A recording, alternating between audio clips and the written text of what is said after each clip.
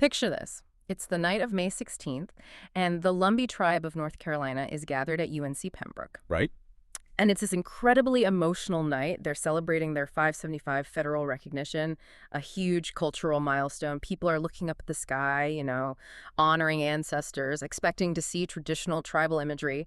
But instead, hovering right there in the night sky, programmed in these glowing drones, is the full name and corporate logo of a $4 billion New York gaming company.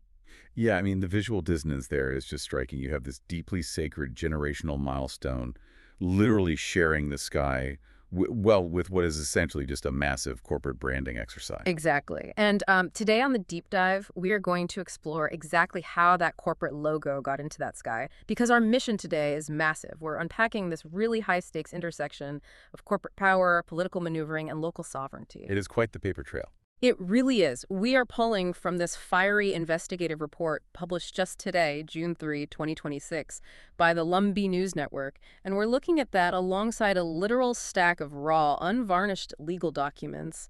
We've got property deeds from Wake and Robeson counties. And honestly, the paper trail we're going to walk through today is genuinely astonishing. I mean, we are going to connect a 1972 Las Vegas mob scandal, a controversial nomination to head the National Park Service, a highly specific legislative maneuver in Washington, and this frantic scramble to buy up local real estate. And all of that points directly to a single critical moment, which is a vote happening in just 3 weeks, on June 23rd for the Lumbee tribe. Yeah, the big casino vote. Yeah.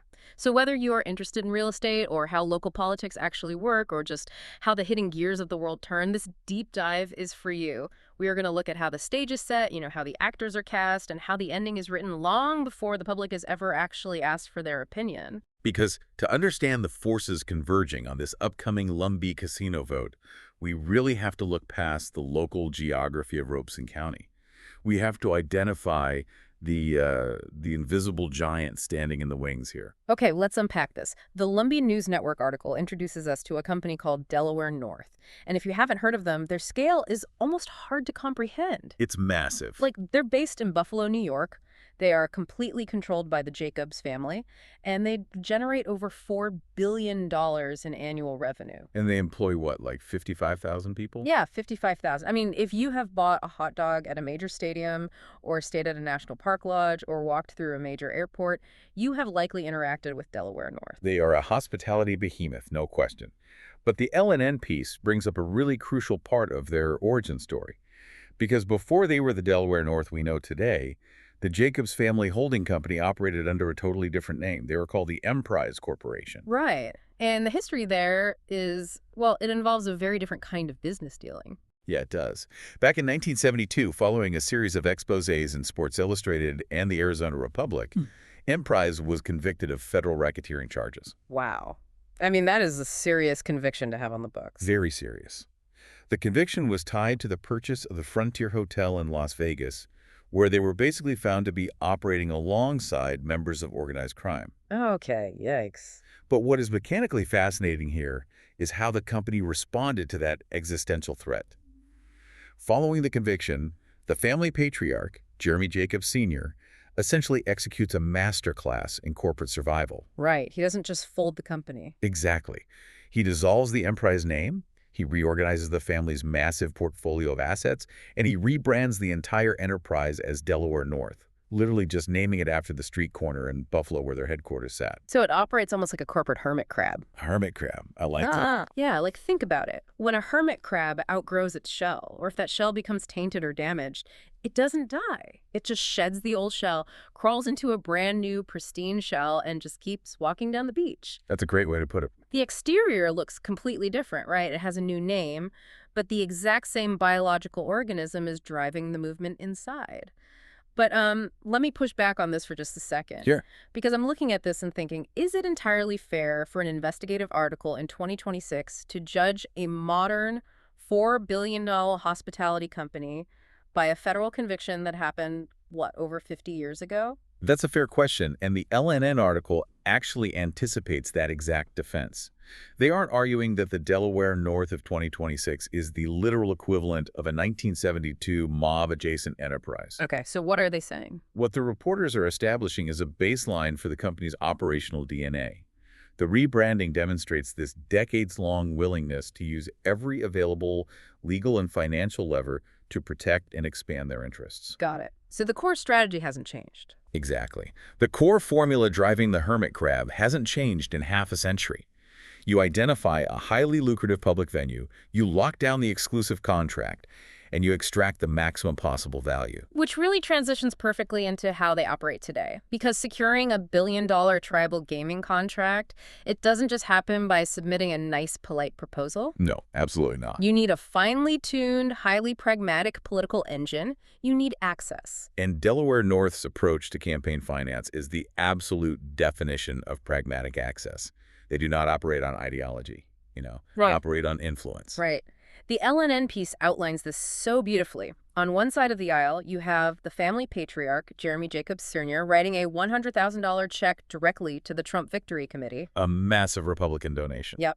And then meanwhile, according to roll call, right around August and September of 2021, Jeremy and Louise Jacobs donated $17,400 to Senator Chuck Schumer's Political Action Committee. A highly strategic Democratic donation. Completely. And the timing on that Schumer donation is the key that unlocks this whole mechanism, because right around that exact same time, Senator Schumer, who, by the way, represents New York, which is nowhere near the Carolinas, managed to slip a provision authorizing the Catawba Nation's gaming rights in North Carolina into the National Defense Authorization Act. The NDA. Yes, exactly. And for anyone listening who doesn't track Washington procedure, tacking a local casino rider onto a must-pass military funding bill is just a ruthless, brilliant legislative maneuver. It really is. Because you bypass all the messy local state legislature debates, you skip the grueling standard committee hearings, and you force a vote where no politician wants to be the guy who defunded the troops just to block a regional casino. It is the ultimate legislative vehicle. And once Senator Schumer successfully engineers that authorization for the Catawba Nation to build the Two Kings Casino, which is this massive project, estimated at between $700 million and $1 billion, a vacuum opens up. Right. And who steps in to fill that vacuum and take over the financial and operating reins? Delaware North. They just swoop right in and take control of the operation. Just like that. Well, to be precise, they had been consulting on the project since 2019. But they were able to officially take over the primary financial reins because the previous developer, this man named Wallace Cheeves, ran afoul of federal regulators. Oh, really? What happened there? The National Indian Gaming Commission, the NIGC, basically ousted him for exercising too much operational control. They have very strict mechanisms in place to prevent outside developers from running tribal gaming operations as their own private fiefdoms. That makes sense. So when Cheeves was removed, Delaware North was perfectly positioned, both politically and financially, to absorb the whole project. And the general contractor building that massive Catawba casino for them is a company called Yates Metcon. And I want you to keep the name Metcon in mind because their CEO, Aaron Thomas, is going to be the linchpin of this entire story in a few minutes. Oh, definitely. But before we leave the federal level, we have to talk about the most audacious political move in the entire source material. Yeah, if we connect this to the bigger picture, Delaware North doesn't just lobby politicians. They actively try to capture the regulatory agencies that oversee their own business. The revolving door. Exactly. In February 2026, President Trump nominated a man named Scott Socha to serve as the director of the National Park Service. Right, and let's be clear, Scott Socha wasn't some lifelong conservationist or a career public lands manager. Not at all. He was a 25-year executive at Delaware North. He was literally their president of parks and resorts. His entire job was managing the company's federal contracts with the National Park Service. Billions of dollars in contracts. Yeah, running the lodging, the dining, the retail inside places like Yellowstone, the Grand Canyon, Yosemite. The mechanism of regulatory capture here is just staggering. You have a corporation whose owners are dropping six-figure checks into campaign victory funds, and in return, the administration attempts to place that company's own vice president at the absolute top of the federal agency responsible for negotiating their contracts. It's wild. I mean, environmental groups immediately flagged the massive conflict of interest, right? Pointing out his total lack of public lands experience. Yeah, the public pressure was intense. It ultimately forced the administration to quietly withdraw the nomination in late April 2026, citing, quote, personal reasons. Right, personal reasons. But the fact that they even attempted it tells you everything you need to know about how they view the board. Absolutely. So if their strategy relies on maneuvering the highest levers of federal power, how does that translate when they actually hit the ground in a local community? Because the D.C. lobbying is really only half the battle. Yeah, the other half is quietly securing the physical footprint on the ground. And this is where we move from the investigative journalism into the raw legal documents from Robeson County, North Carolina. The actual property deeds. Yes, Okay. and the timeline here is critical. We're looking at December 18th, 2025. The exact day the Lumbee tribe finally receives its federal recognition. Exactly. But to understand the property deeds, you have to understand the mechanical economic shift that federal recognition triggers. How so? When a tribe is federally recognized, it opens the pathway for land to be taken into sovereign trust. Suddenly, a standard piece of, fee simple agricultural real estate has the potential to become a sovereign commercial zone for a highly lucrative gaming operation. Ah, okay. So the land value doesn't just increase, it explodes exponentially. It skyrockets. Which totally explains the frantic activity in the days leading up to that announcement. Because when you look at the stack of property deeds from Fairmont and Robeson County, these are parcels known locally as the Old McNair Place and various lots on Chicken Road. They aren't being purchased by the Lumbee tribe directly. No, they're not. They are being bought up in early December by this mysterious entity called Western Agricultural Holdings, LLC. And crucially, it is registered as a Wyoming LLC. Which is important, right? Extremely important. Wyoming is essentially the Switzerland of the United States for corporate real estate maneuvers. Unlike the vast majority of states, Wyoming law does not require you to list the managers, members, or beneficial owners on a public state registry. Wow. Yeah. You simply hire a registered agent for a nominal fee, and the true ownership is completely shielded from standard public record searches. So a billionaire developer can buy up half a town, and on paper, the buyer just looks like a P.O. box in Cheyenne. Total anonymity. It is the perfect vehicle for a shadow land grab. But, when you are moving that fast, you get sloppy. Yeah. And here's where it gets really interesting. Oh, the slip up. Yeah. Look at the warranty deed from December 8th, 2025, when this anonymous Western Agricultural Holdings is locking down the casino land. On the official document, it lists their mailing address as 121 Kinley Street, Raleigh, North Carolina. A highly specific, very local address that completely pierces the Wyoming veil. Completely pierces it. So the reporters at LNN, they pull a special warranty deed from Wake County, going back nearly 4 years to January 2022. Right. And that older deed shows a company called Capital City Urban Development transferring property located at that exact same address, 121 Kinley Street. And the manager whose signature is on that 2022 deed, Aaron Thomas. The CEO of Metcon. The exact same general contractor building the Catawba Casino for Delaware North. And it gets even deeper than that. Oh, tell me. Aaron Thomas is also tied to Checkmate Government Relations, which is the lobbying firm that was actively lobbying D.C. for the Lumbee's federal recognition. Oh my gosh. So the paper trail forms a perfect closed loop. A complete and closed loop. The lobbying firm pushes for the federal recognition. The CEO's anonymous shell company quietly buys up the local land just days before the recognition hits. Yeah. The construction company builds the casino, and the corporate giant runs it. That is wild. And the physical documents themselves, they really betray the sheer panic of this operation. Because real estate acquisition at this scale is typically a slow, highly deliberate legal process. Right. Lots of lawyers taking their time. Exactly. Yeah. But the stack of documents includes several corrective affidavits filed in Robeson County. Okay, I actually found this part fascinating when I was reading through the sources. Explain the mechanism of a corrective affidavit. Like, why would they need to file these? A corrective affidavit is essentially a legal Band-Aid. You only file one when you have rushed the original paperwork so badly that you made a legally problematic clerical error that actually threatens the chain of title. So they messed up the forms. Big time. In this instance, a paralegal operating out of Wake County had to suddenly file sworn affidavits because, on the original property deeds, Western Agricultural Holdings was accidentally listed as a Montana limited liability company instead of a Wyoming one. You're kidding? Nope. And furthermore, their mailing address was entered incorrectly too. That is just, it's like a getaway driver accidentally dropping their wallet at the scene of the crime because they were sprinting to the car. That's exactly what it's like. They were moving so fast to lock down this real estate before the December 18th federal recognition went public that they couldn't even get their own anonymous shell company's home state right on the legal forms. The pressure to beat that deadline absolutely forced the error. But, once the land was fully secured by the Wyoming LLC, the real estate was immediately shuffled. Where did it go? It was quick claimed over to an entity called Lumbee Tribe Holdings, Inc., under the direction of a chief executive officer named R. Channing Jones, and then finally transferred to the Lumbee Tribe of North Carolina. So the private anonymous entity secures the footprint in total secret and then quietly hands it over to the tribal entities once the dust settles. Right. Every single part of this infrastructure, the land buys, the shell companies, the DC lobbying, the political donations, is executed completely out of the public eye. Which brings us right back to May 16th, 2026, the 575 federal recognition celebration.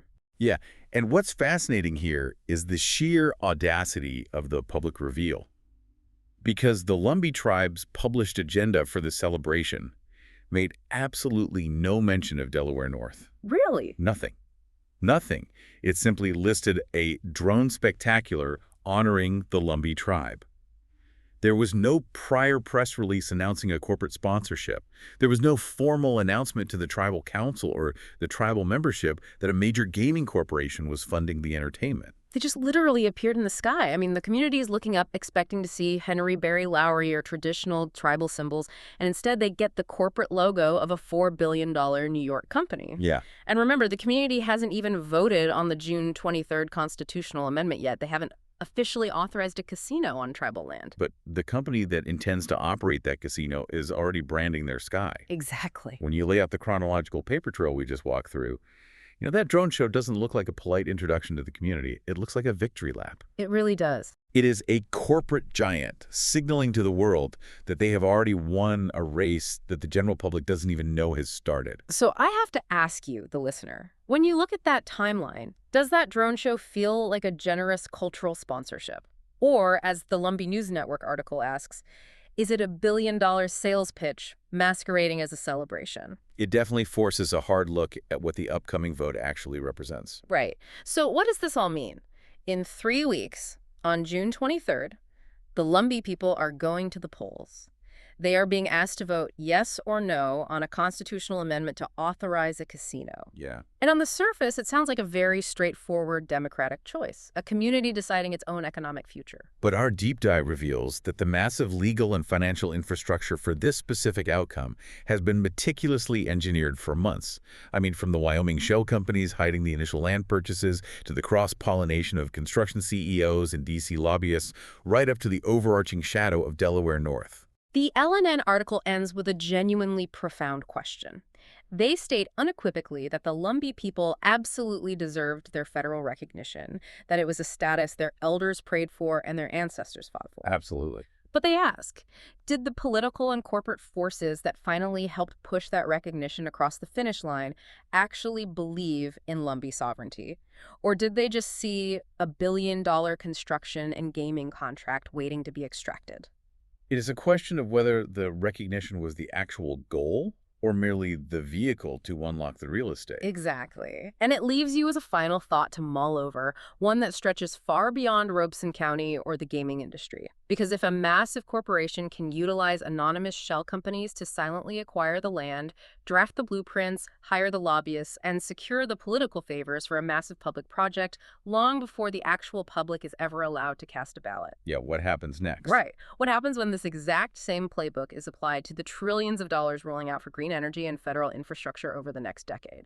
That's a scary thought. Are we going to see anonymous Wyoming LLCs quietly buying up local family farmlands just days before a new federal solar mandate drops in a must-pass spending bill? Probably. At what point in the modern process does a community actually have the power to say no? Or are our public votes simply asking us to rubber stamp real estate deals that were already finalized behind closed doors?